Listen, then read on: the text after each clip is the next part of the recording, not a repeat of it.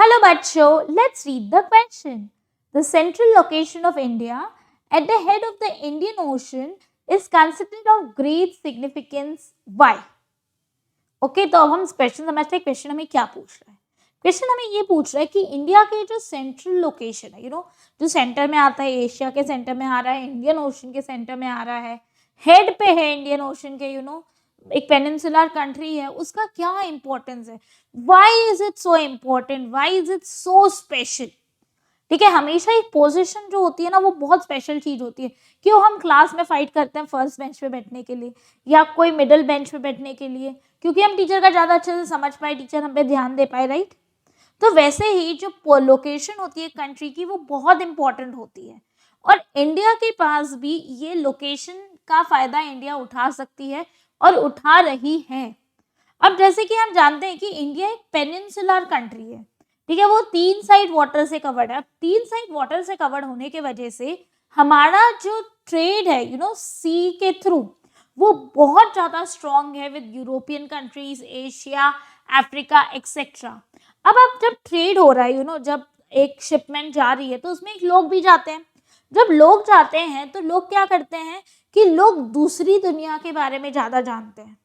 Yes और no. अगर मैं एक शिप में बैठ के माल के साथ यूरोप जा रही हूँ, तो जो चीजें मुझे नहीं आती है मैं यूरोप के बारे में समझूंगी, मैं नई कंट्रीज को एक्सप्लोर कर पाऊंगी. यस और नो. मैं इजीली दूसरी कंट्रीज में जा पाऊंगी. That means I will get an easy access to the outside world. उसके साथ साथ मैं ये भी देखती हूँ कि दूसरी कंट्री वाले, because of the sea route that is there, वो मेरी कंट्री में इजीली आ सकते हैं. Yes, they can easily enter India. जब मैं ये बात कर रही हूँ तो let us talk about Vasco da gamma.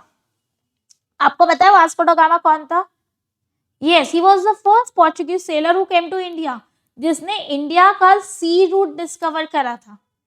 मतलब पूरी दुनिया को उसके बाद पता चला कि हाँ, हम इंडिया ये सी रूट से पहुंच सकते हैं. और India is so rich in everything.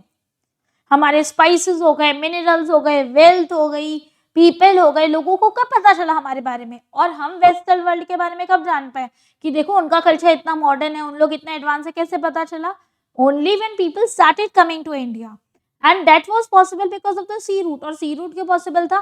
क्योंकि हमारा जो लोकेशन था इंडियन ओशन पे, उसके वजह से हम इजीली एक्सेसिबल हो पाए. नॉट ओनली दैट, हम जब दूसरी कंट्रीज में गए और दूसरे कंट्रीज वाले हमारी कंट्रीज में आए, तो हमने सिर्फ कॉमोडिटीज नहीं, सामान बेचा नहीं, खरीदा, हमने आइडियाज भी सीखे उनसे. कितना सारा साइंटिफिक डेवलपमेंट, जैसे रोडवेज, रेलवेज हो गया, so many experiments, so many scientist came up with new ideas, और वो इंडिया एक्सेप्ट जान पाई. और इंडिया का जो डेवलपमेंट था, इंडिया का जो आइडियाज था, वो वर्ल्ड को कैसे पता चला? Because of the exchange of trade and people which took place.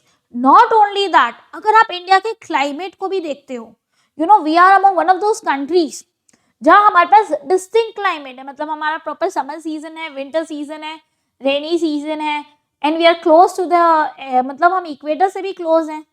Yes और नो. और बहुत दूर भी नहीं है, ऐसा नहीं कि बहुत पास भी नहीं है और बहुत दूर भी नहीं है.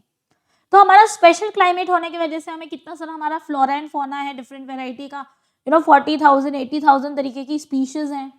नॉट ओनली दैट, उसके साथ साथ agriculturally we are very well developed. Why? Because our climate is supporting us. Not only that, the foremost important thing of our equation is that strategic advantage that we have got. जो eastern countries हैं उससे भी हम connect कर सकते हैं, क्योंकि east side भी हमारा लंबा चौड़ा कोस्ट है. और जो वेस्टर्न कंट्रीज हैं हम उससे भी कनेक्ट कर सकते हैं, क्योंकि वेस्टर्न साइड भी हमारा बड़ा कोस्ट है. तो इससे क्या पता चलता है कि इंडिया का जो लोकेशन है इंडियन ओशन में, वो उसको ज्यादा स्ट्रॉन्गर बनाता है, ज्यादा कनेक्टेड बनाता है. हम ज्यादा लोगों से मिल सकते हैं, ज्यादा कंट्रीज घूम सकते हैं, उनके जो आइडियाज हैं वो जान सकते हैं, उनके साथ ट्रेड कर सकते हैं, और हमारी पोजीशन स्ट्रांग हो जाती है. क्योंकि ऐसा कोई भी अगर इंडियन ओशन में घुस रहा है तो वो 10 बार सोचेगा कि India is there, we can not just attack anyone. India is sitting in the Indian Ocean to protect it. I hope you have understood the question as well as the answer.